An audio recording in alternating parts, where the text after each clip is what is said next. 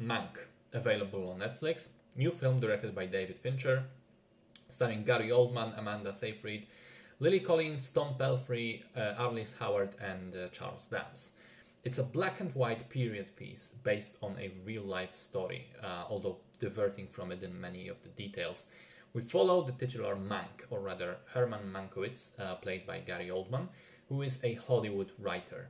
We meet him first in 1940, when with a broken leg he arrives at a secluded ranch in California to start working on a script commissioned to him by Orson Welles.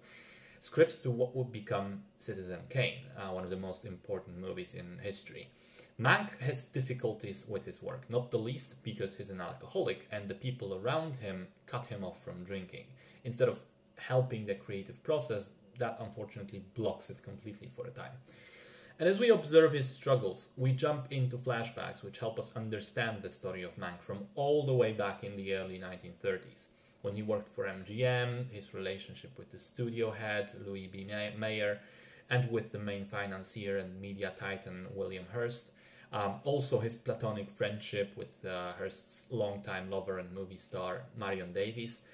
We see the events he goes through between all these people, which eventually push him to write the script, which is in large part based on those exact people. So I think it's a very layered movie, and I'll try to break it down one by one. First of all, we have this historical aspect of Hollywood and the golden age of cinema. We meet a number of historical figures, get an understanding of the studio system back in the day, get to enjoy all of the costumes, sets, cars, furniture, hairstyles, admittedly in black and white, but still. And we get to learn, how one of the great movies of all time came to be. Secondly, we have the character study of Mank himself. We get to meet this raging alcoholic, a very witty and intelligent, but also difficult to work with person. Someone who has trouble respecting authority, especially when he's pushed too far. Someone who doesn't think before he speaks. Also, interestingly, someone who habitually develops close personal relationships with women that are completely platonic.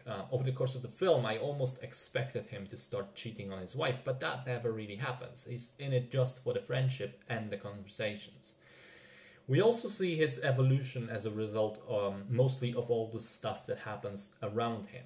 All of the changes in Mank, I think, stem directly from outside factors pushing on him rather than some sort of internal motor for a change. It's not exactly personal growth in that sense. And then there's also the final political layer. Hearst and Mayer are both politically involved. There's a plot line about using Hollywood studio to produce these newsreels of, real street people speaking about their problems and their candidate and why they're voting for a Republican and so on. All of it is completely fabricated, of course, with the people being hired actors, yet it works exceptionally well as this early example of propaganda through film, which I think is definitely used as a commentary on the current role of social media and fabricated news and media manipulation to influence election results all around the world, really. It's an interesting thing to look at almost, a century back and see this exact phenomenon being born and come to fruition so quickly.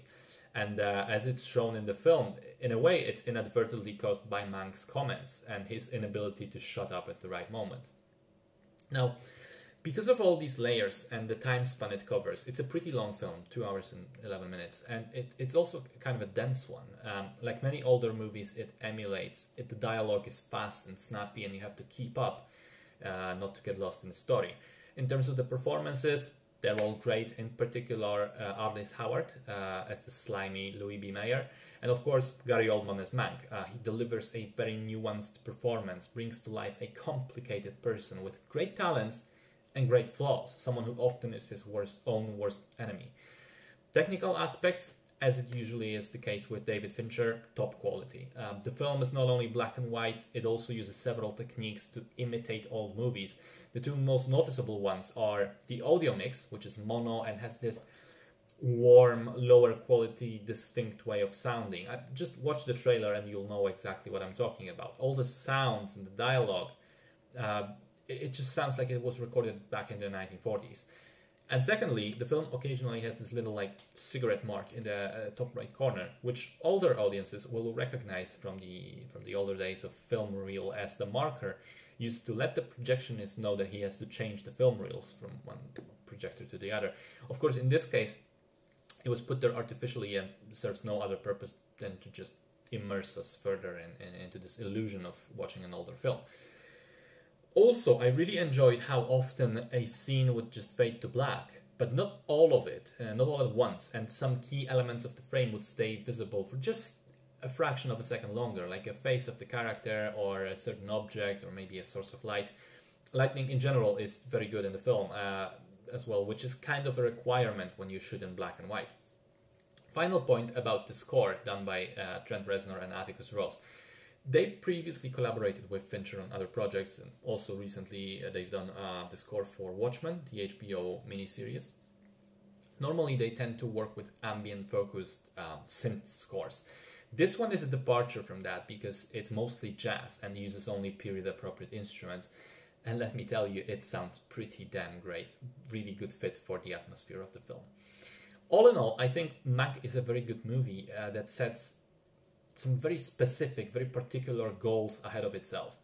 Tell the story behind the Citizen Kane script, show us Golden Age Hollywood, comment on politics and propaganda, and study Mank as a character. And I think it hits all of those targets, but at the same time, those targets themselves inherently make the movie quite dense and quite specific in terms of its story. And I can see these factors, as well as the length of the film, being a turnoff. Put it like this: if you don't have a rough idea of what the movie is about before putting it on, you may not like it, you may find it boring. I didn't. I knew what I was in for, and I have to say I enjoyed it a whole lot.